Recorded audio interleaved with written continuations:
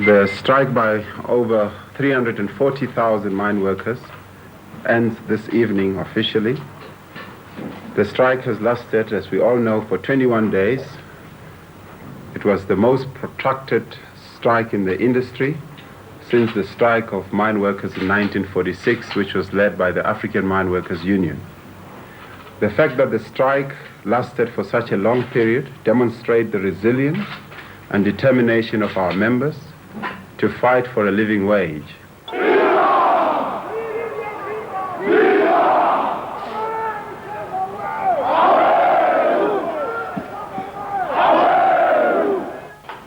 The biggest and costliest industrial dispute in South African history began when the National Union of Mine Workers and the Chamber of Mines failed to reach agreement at their yearly negotiations.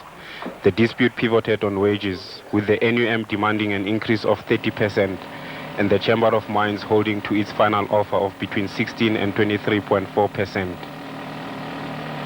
For mine workers working under difficult and dangerous conditions, in mines making record profits, the time was right to fight for a decent living wage.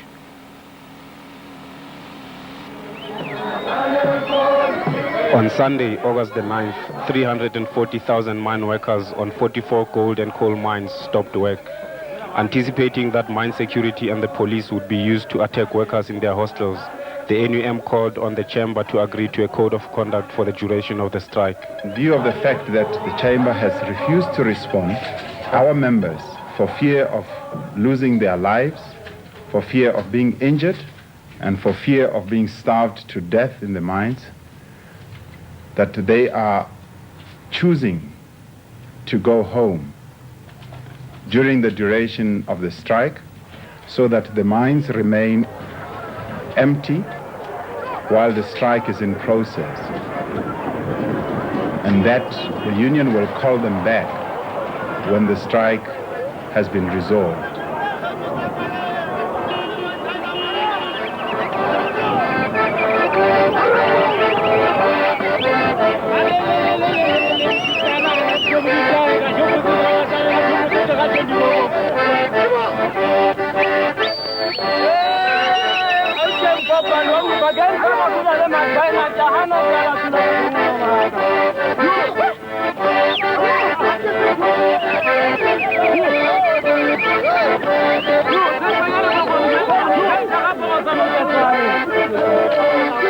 Conditions in different areas led to discussion at mine level on whether workers should leave the hostels or remain to prevent management employing scrap labor.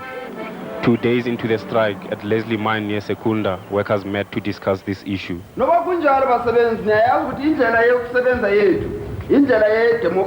However, comrades, as we know that we are a democratic organization, we are not in a position to make decisions for you. We are here now coming to seek a mandate from you. You are going to tell us what we should do. I think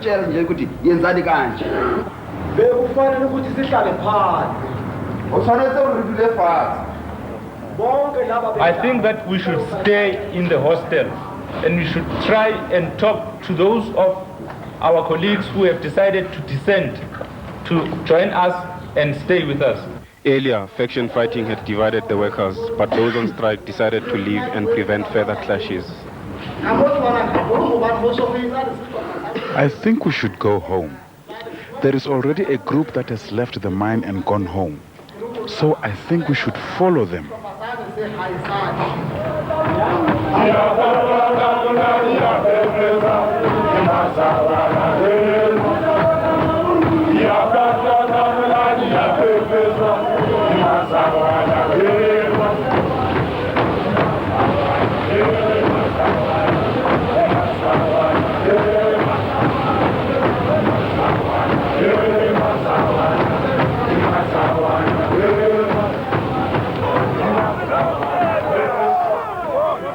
Basically, workers are leaving for home. So what is happening, we're busy trying to pass them out. The majority of workers have already gone away with taxis. So although you can see even the security right there at the top, they are trying to block workers from getting out from the compound. We explained to them that they should keep listening to their radios at home, and they should keep reading papers, and then they should try to form committees when they arrive home which will liaise with them concerning the whole situation and the developments at the mine. During the strike, some workers chose to leave, but others were dismissed and passed to the underdeveloped rural areas.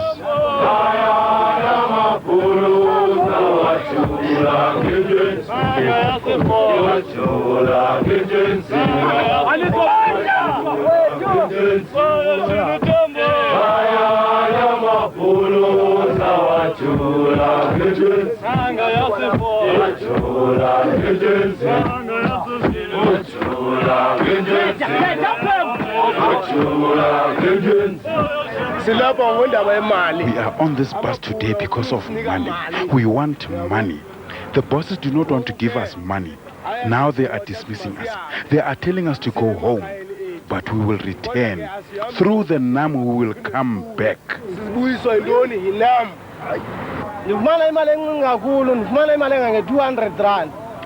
I earn very little money.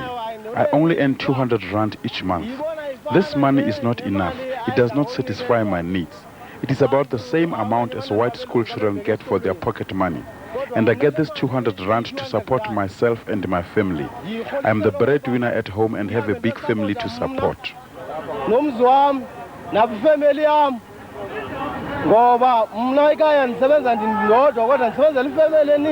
This is a journey mine workers know too well. Trapped by the migrant labor system, workers cannot live with their families near the mines. So each year after finishing a contract, they travel to the Bantu stands and neighboring countries. During the strike, thousands of workers crossed the border to Lesotho to sit out the strike. 150,000 men, 10% of Lesotho's total population, work on South African mines.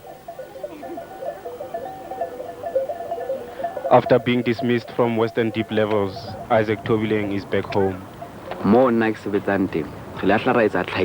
We did not intend coming home during the strike. But on Wednesday, we asked management to allow us to leave for home because we were scared we would end up dead at the mine. They refused to give us permission to go home and instead sent us their hippos and guns the next day.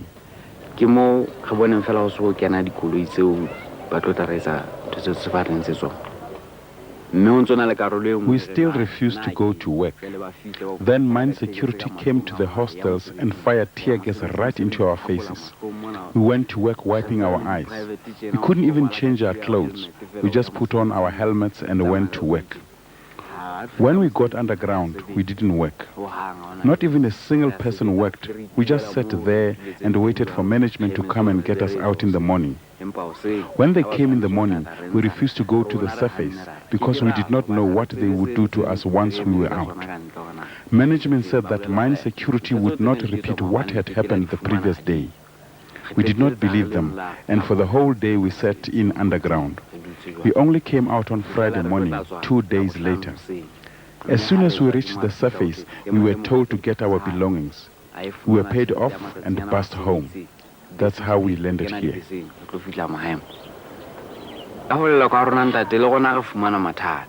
It is very difficult for us striking workers in Lesotho. There are no job opportunities here, and even if strikers have saved money, they spend it quickly providing for their families. Then there is nothing one can do but wait and see. It is difficult to survive with nothing in a poor country.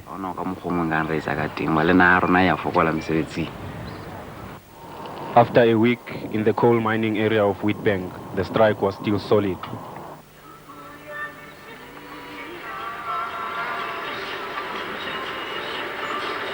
Workers' defense committees set up roadblocks to maintain discipline and searched vehicles for alcohol and weapons.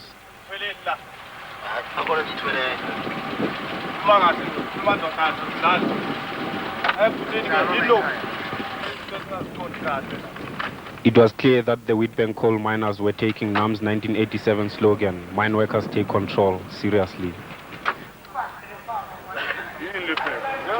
Building on the campaign started earlier in the year when workers brought their wives and families to the hostels in defiance of the migrant labor system, strikers consolidated control in the hostels.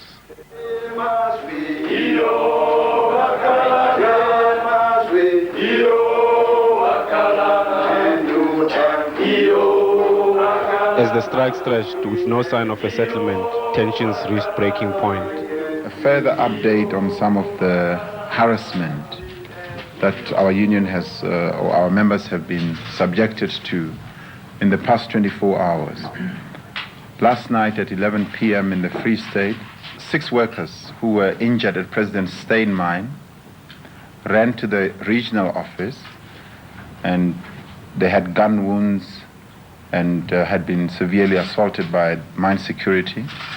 The mine security stormed the office and fetched those 6 workers. They are now in detention. At Fentis Post Gold Mine, 15 workers are being illegally detained by the mine security, and that is Goldfields. At 11:30 this morning, workers at Ergo who are staging a sit-in at the plant were served with a court interdict evicting them from the mine premises. Before we could say anything, we saw the hippos coming in. And when they came in, the shop stewards, myself and the chairman, we tried to go to the police in order to try to talk to them. But before we could do that, they just started firing tear gas, rubber bullets at random at us. And the gates were locked. The fence is big and it has got a barbed wire. So now everybody had to run in all directions in order to try and escape to his safety. And we were surprised when eventually it was alleged that their plant has been sabotaged, because we indicated to management during the day when they actually told our delegation that their plant is not running normally. It could be it has been sabotaged.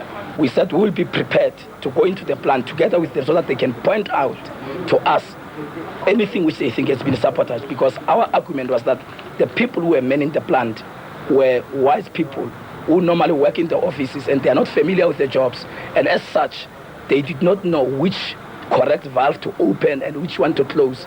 And ultimately, when things were bad, now they wanted to push the whole blame on us. We don't think that is the best way in which we can solve our problems. The best way is for them to learn to negotiate with the union in good faith. And if ever resorting to the tactics they've resorted to, if they think that is going to solve the problem, I'm afraid from the worker point of view, that will not be the case.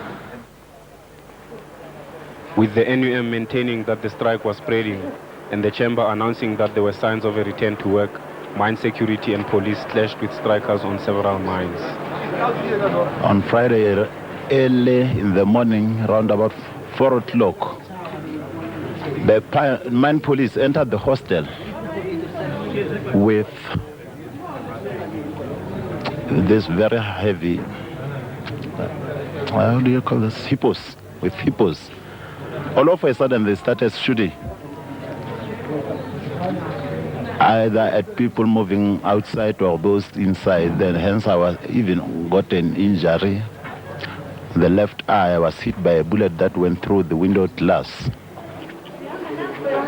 Injured workers seeking treatment at mine hospitals were being arrested by mine security or police, and NUM was forced to pass workers to more sympathetic clinics.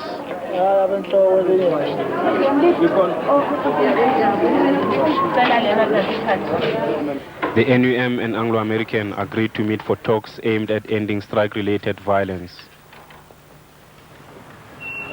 The talks broke down when police attacked miners waiting for transport home at Anglo's President Steyn gold mine.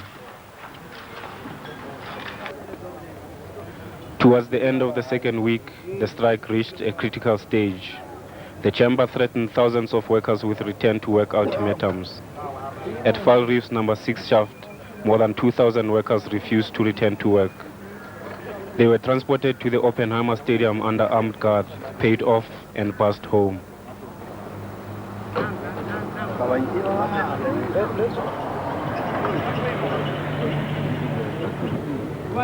At Western Holdings mine near Velcom, 4,000 workers were fired when they also refused to abandon the strike. A further 22,000 Western Holdings workers left the mine in solidarity with their dismissed comrades.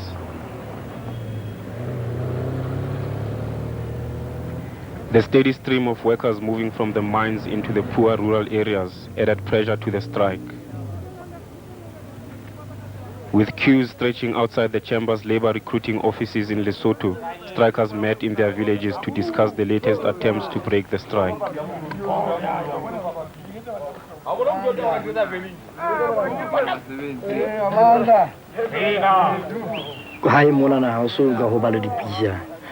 Striking workers have unfortunately not managed to talk to the new recruits. But comrades from our head office in Johannesburg did bring pamphlets to the recruiting officers explaining that they should stop recruiting replacements because this would lead to conflict with the strikers.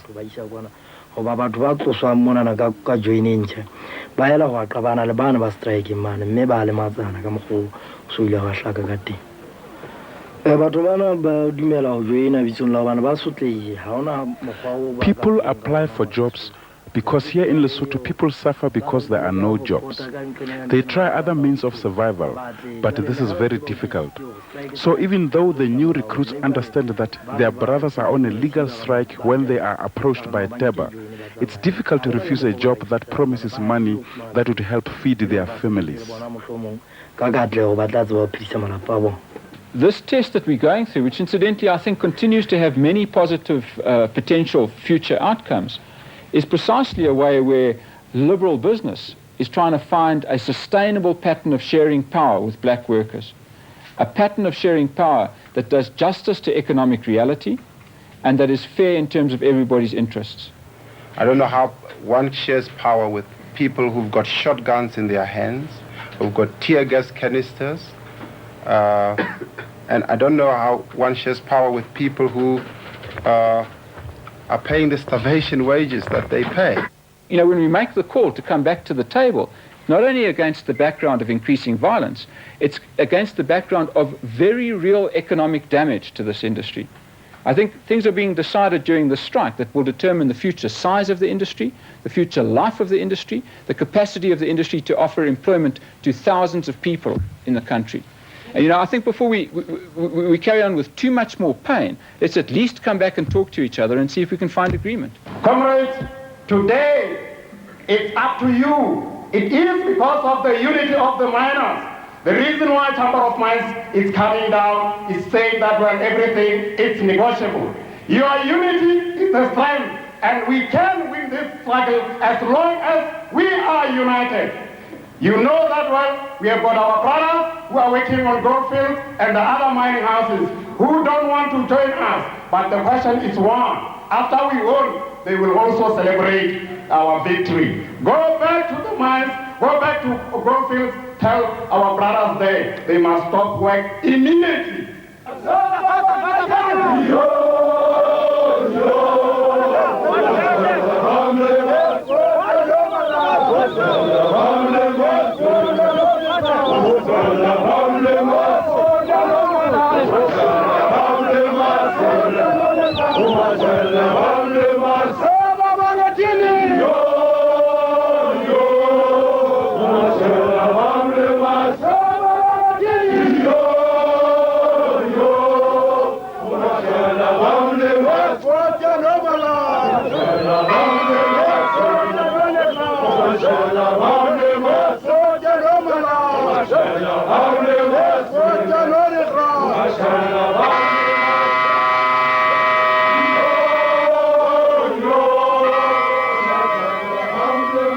NAM responded to the Chamber's call to return to the negotiating table on the 17th day of the strike to discuss a package which workers believed would include wages. Besides wages, NAM was demanding 30 days leave, June 16th as a paid holiday, danger pay, and better death benefits. As the two sides negotiated, hundreds of workers demonstrated outside the Chamber offices.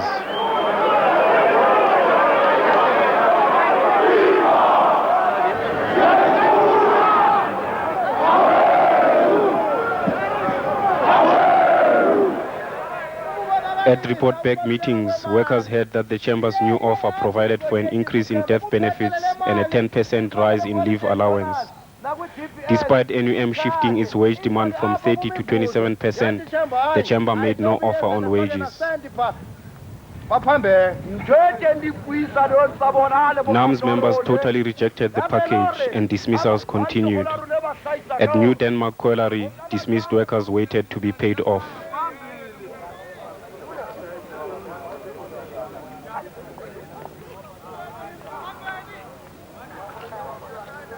We as the NUM members, would like to tell Chamber that. So we are not yet defeated and will never be defeated. Whatever he may do, because we know that he had felt the sting of our weapon. But now he doesn't like to give up because of one thing, he's afraid of humiliation.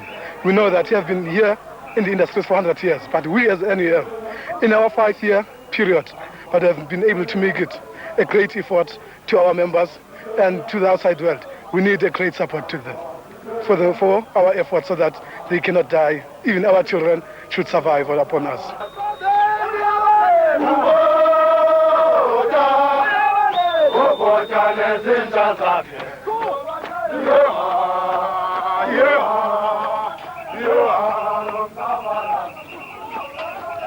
After over 40,000 workers had been dismissed and the strike had lasted nearly 3 weeks, the National Union of Mine Workers returned to the negotiating table. 5 hours ago. Are you prepared to settle it today? We'll make a comment about the press conference at 4 o'clock. Where? Your office? Victoria Tower. Costs had been high on both sides, mine owners having lost an estimated 250 million rand. 9 mine workers had been killed, 500 injured, and 400 detained during the strike. Neither side wanted to lose face, but all signs indicated a settlement was imminent.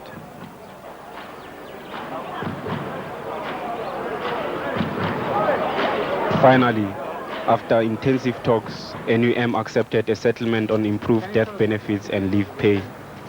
The Chamber of Mines conceded no wage increase, and the biggest strike in South African history had ended. Sarah, is the strike over now? We've struck an agreement, but we'll give you full details at 6 o'clock.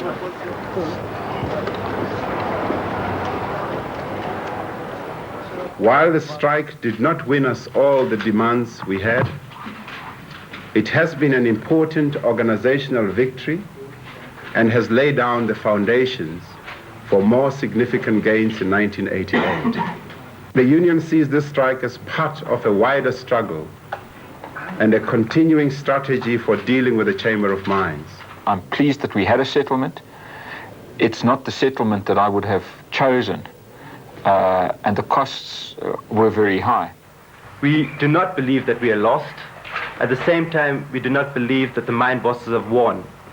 We believe that we have changed fundamentally the prerogative of employers in this country to decide and make decisions that affect every aspect of our lives. When one looks at the mine workers' strike, it's important to understand that it's an important part, but still a part of our broader living wage campaign. We recognize our weaknesses. Our weaknesses not only in relation to the mine workers' strike, but our weakness in relation to the various struggles being fought by workers under COSATU. And it is our commitment and our understanding of that we have made and begun a serious program of reassessing our strategies.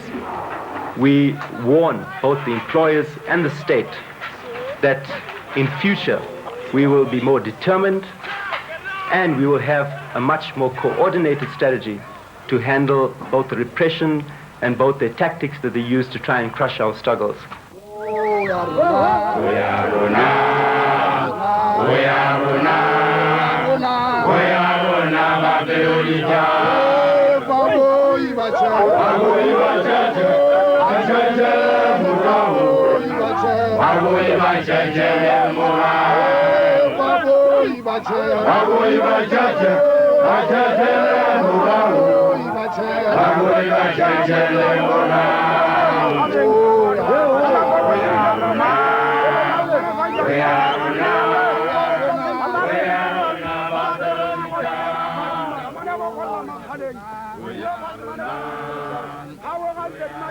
Tragically, on the day strikers returned to work, 63 miners were killed at St. Helena gold mine when a lift cage plunged to the bottom of the shaft, burying the miners under tons of rubble.